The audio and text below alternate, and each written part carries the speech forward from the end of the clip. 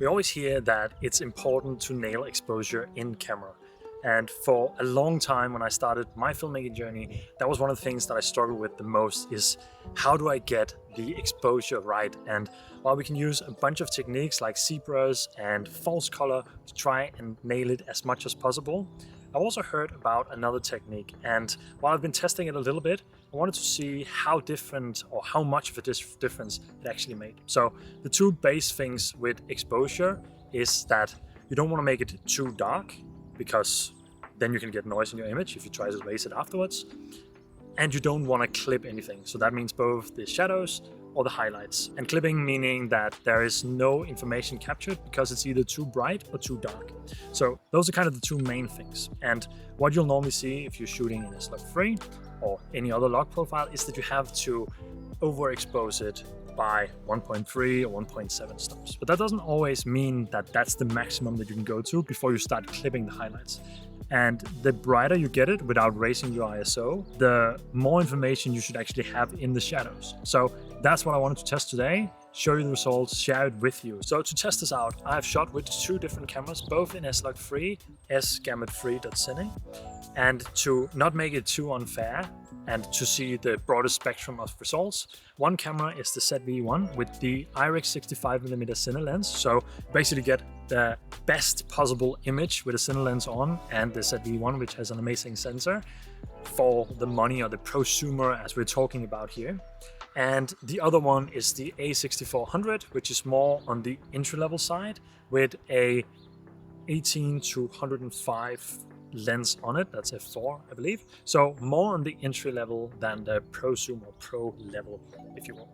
And that only shoots in 8-bit, whereas the ZV-1 shoots in 10-bit. So that's kind of why I wanted those two cameras, apart from the fact that those were the two cameras that I had, to test up against each other. So both cameras have captured two shots. One that's exposed plus 1.7, which is the general recommendation for SLOG3, and one that is exposed at blinking 2.0, but just before it started clipping. So I've used zebras and monitored it in log for those shots to make sure that nothing was clipping, but getting it as bright as possible without adding any extra light, just shooting with natural lighting, almost at sunset, but it's cloudy. So we'll jump into DaVinci Resolve and take a look at the difference between them and if it actually makes a difference. And as I'm recording this right now, I don't know the results myself, but as a segue into that, I'll put all four clips up and I'll try my best to make them as close to each other as possible, and then I'll just name them A, B, C, D, and you can try and guess which one is which in the comments below. So pause, take a look at them, see if you can figure out which one is the 8-bit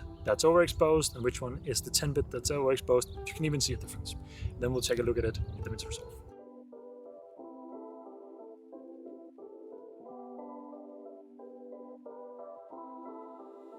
Okay, we have them inside DaVinci now, and if you just jump to the color page, I've just quickly tested them out so I could kind of get a feel of what they look like, and we have something quickly to talk about. Now, this is not going to be anything scientific or any kind of capacity of that. I simply just wanted to make this experiment and share the results of the findings as I get them with you as well. So each of the shots here, you can kind of see how they differ, and you probably already guessed from the previous screen which was which, because after I reviewed them myself, it was kind of obvious which one were the different ones. But either way, I thought it was a fun experiment and I thought it was a fun test to do. So these two first ones are from the A6400, and if we just convert them all to Rec. 709 here first, and I've just used a color space transform, set S-gamut3 cine to an SLOG3 to Rec. 709 gamma 2.4. I've done that on all of them here, so if we turn them on, then you can kind of see the differences in Rec. 709 as well. And for some reason, the A6400 were a little bit underexposed, it seems like, when it was at 1.7, so I don't know if something went wrong with that. We'll see in a second when we need to compensate for that. But you can see that it actually held up very well when we overexposed it just to the clipping point, so nothing seems to be clipping here, which is good. And then we have the ZV-1 with the IRIX lens, and that's where the obvious difference came in because there's so much more background blur, especially when we jump between the two. But this is how overexposed the second shot the ZV-1 was, and that's, I think, the best finding. So let's just start with the 8-bit footage and then we can jump to the 10-bit footage afterwards. What I've done here is jump into the primaries here, and I've just added 1.2 in contrast and pivoted it to 0.45. That's what I've found is the good S-log balance.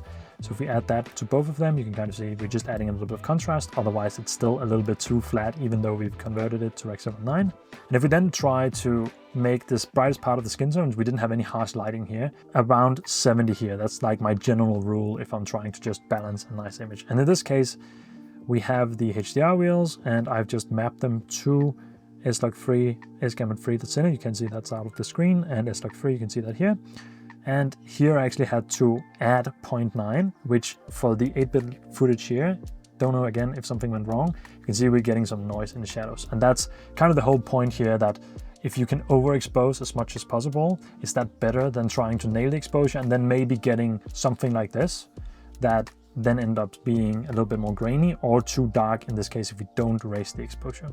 Whereas on the second attempt here, where we just try to not clip the highlights here, I can do -1 stop in exposure, mapped the exact same way as before. And now you can actually see we don't have any noise, or it's very minimal at least, and we didn't clip any of the sky in the background.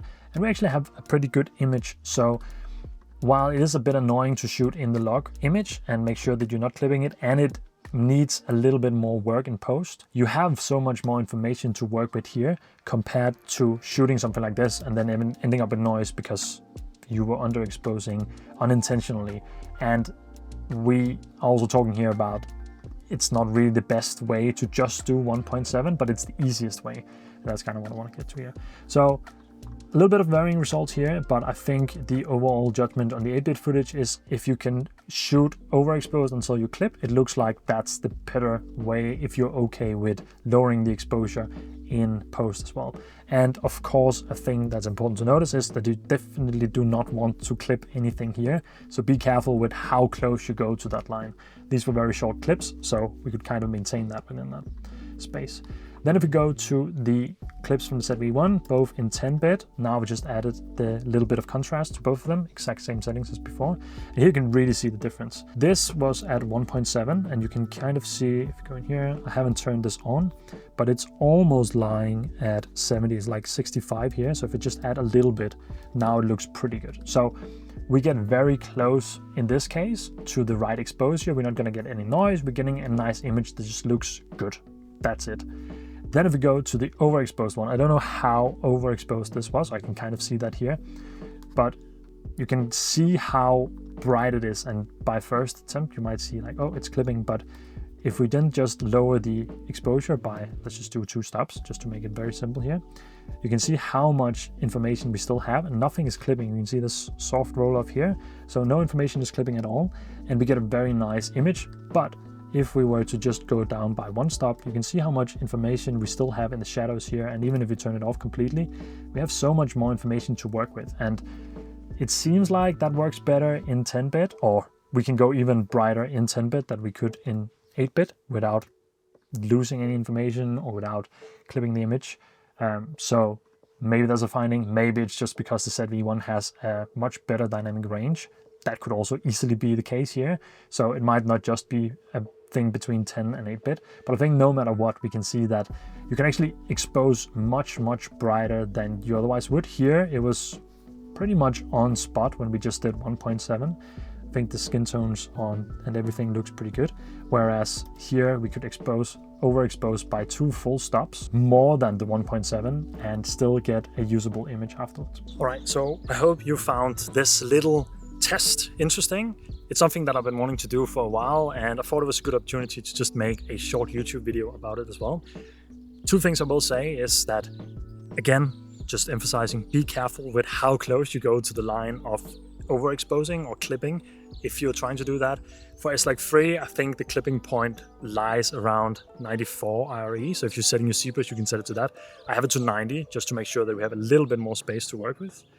And the second thing I will say is, like, do your own testing. Make sure that you're not clipping anything that's not on purpose, like I might be right now. I think we're still okay, even though the sun peeked through. Do your own testing. Make sure that you know how much you can go over with your sensor and how careful you have to be, how fragile your footage is. If it's 8-bit, it's probably a lot more fragile.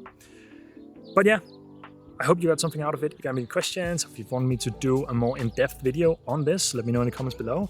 And otherwise, yeah, thanks for watching. I'll see you in the next one. And until then, take care.